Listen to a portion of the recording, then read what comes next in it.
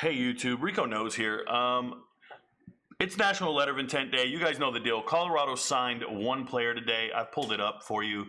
They signed, and I hope I'm saying it right, Kyeran Garcia, linebacker out of Dunbar, Florida. Not too many people know who he is. He wasn't on my radar at all. I do a lot of high school film reviews.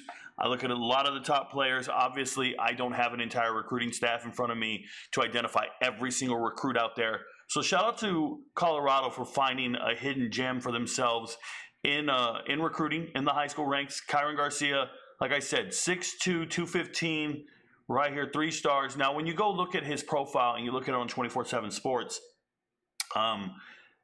you see they never did a composite on him. It's not applicable. That's fine. His offers, they have Colorado, Air Force, Army, Bethune-Cookman, and Colgate. And that was really interesting to me, Colgate. When I see that, I go, whoa, what's his GPA? You have all the service academies after him. Yeah, 4.2 GPA, you guys. 4.2 GPA, that's nothing to shake a stick at. That's very impressive. I'm thoroughly impressed. So they got themselves a highly academic linebacker.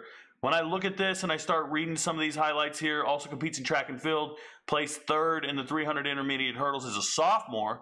Personal best include 11.9. So 11.9 in the 100 isn't blazing fast. It's definitely not slow, right? It's going to be a respectable time of running. 23.8 in the 200. Here's what matters. 41.35 in the 300. I used to run the hurdles. I know my times really well. These are very comparable to my times. I was a little faster, but I also wasn't 6'1", 215 pounds. I was 170, 180. So more power to him, but not the fastest 400-meter runner I've ever seen in my life, a 101. Let's get that off there. That shouldn't even be on here. You don't want anyone to know it took you over a minute to do a lap. Trust me, not in the high school ranks, not in the track and field world. Women are beating that every day and twice on Saturday and Sunday. Nonetheless, played at Dunbar, and what he does is he tackles people. You see it here back in 2022, 142 tackles, 12 tackles for loss, 3 pass breakups, and an interception. And then we have it here. Helped Florida or helped Dunbar get to the playoffs. 3 suburban. So 3S is suburban. If you didn't know, they restructured Florida's divisions and classifications. There's now MS, and there's one more, rural, or an R. The M stands for metro. Those are all your bigger city places. And the S is for suburban. There's still good teams in the suburban playoffs for sure. Some elite level teams. And so going to the playoffs, pretty big deal. Getting 140 tackles in his final season this year, 90 tackles, solo tackles, and 22 tackles for loss. What I want to say about this is 22 tackles for loss and 10 sacks. It's going to show up on the tape. I'm going to pull up the tape for you guys. We're going to go over it, and you're going to see a guy who tends to get underneath pulling guards and just kind of reads the plays faster than everybody else. Also, his coaching staff utilized him properly, and they sent him on a number of blitzes. They sent him to get into the backfield, go make it happen, blow up this play, and he tends to get to the ball first. I did not see, in my evaluation, I did not see a stellar linebacker like earth-shattering, ready to go start at the FBS level or anything of that nature. But definitely somebody you could develop, somebody who contributes to your locker room, definitely at practice on the scout team. I think he's going to give you a good look. Let's just put it like that. I think this guy will be a pain in the ass to deal with at practice because he's going to fill those gaps, going to beat your linemen on their blocks. They're going to try to pull and get their kickouts on or get to the next level on their blocking scheme, and there's going to be a linebacker just missing because he'll get underneath them and he'll make the play. But I didn't see anything that made me think, oh my God, this guy's an FBS caliber player. By any means, I did not see that, to be honest.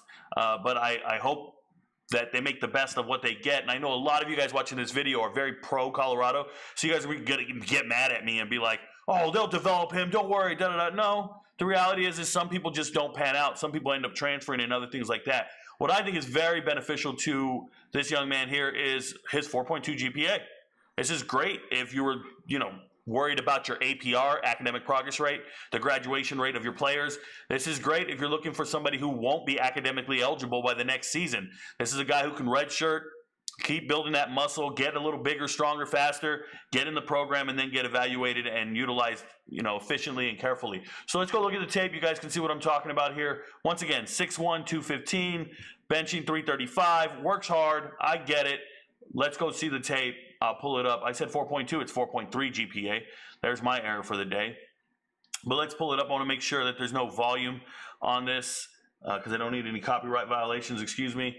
And we'll go back and wrestle it. Now, we'll go back and rewind it. So when we look at this young man, he's filling the gap It's pretty rapid, but you see him reacting, getting around the edge. Linemen are missing the blocks, and then he's violent at the point of contact. You get no extra yards with him.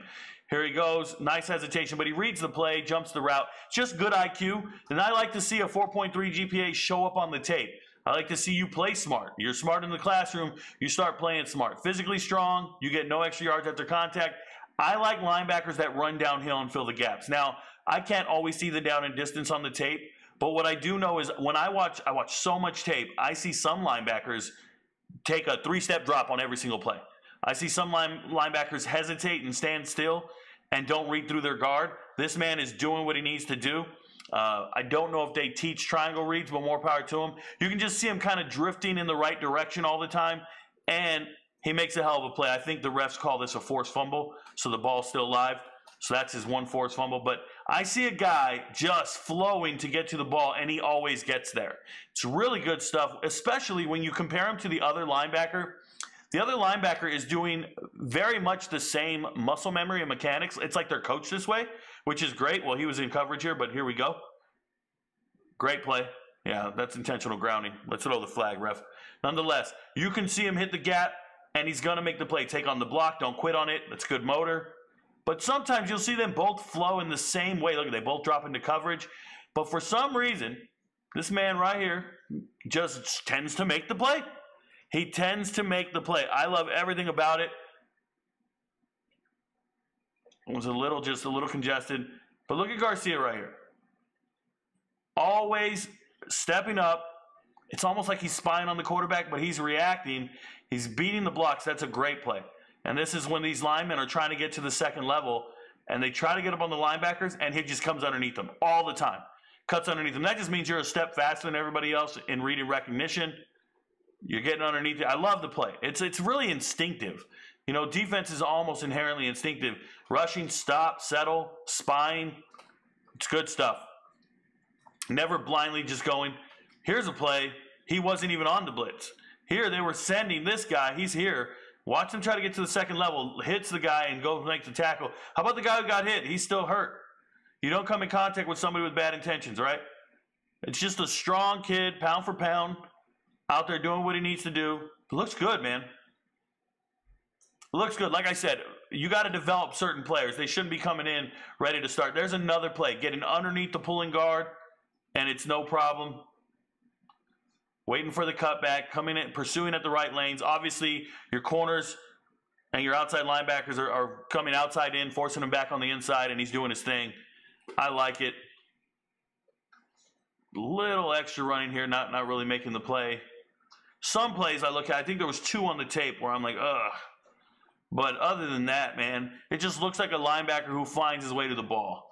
See, both linebackers moving? This is what I'm talking about. This is great coaching. Whatever's going on at Dunbar is real. The linebackers coaches taught these guys to do it. The muscle memory is there for both of them, except one guy gets to the play, the other one's behind it. So number 9, Garcia, is making the plays. 0 is just kind of doing the same, mimicking the same thing, but not making the same play. 0 is probably a really good player. I'm just telling you, when I watch tape, I watch it by numbers. When I watch film and assess film, and I watch the mannerisms of the players, and I see 9 making plays and 0 just kind of like doing the same movements, but not having the same results. I would say 0 goes to Bethune-Cookman, and Garcia comes to Colorado, right? That's how that goes. Nonetheless, that's my film breakdown on Garcia. Like I said, a quality player, somebody to be added for depth, and it'll take time before they ever make the 2 deep. We have yet to see a recruit that we've signed at Colorado actually have an impact on the outcome of a game. It's mainly been transfer portal players. So it'd be nice to see some of these recruits go out there and have that level of impact. Your friends don't know, but Rico knows. Peace, y'all.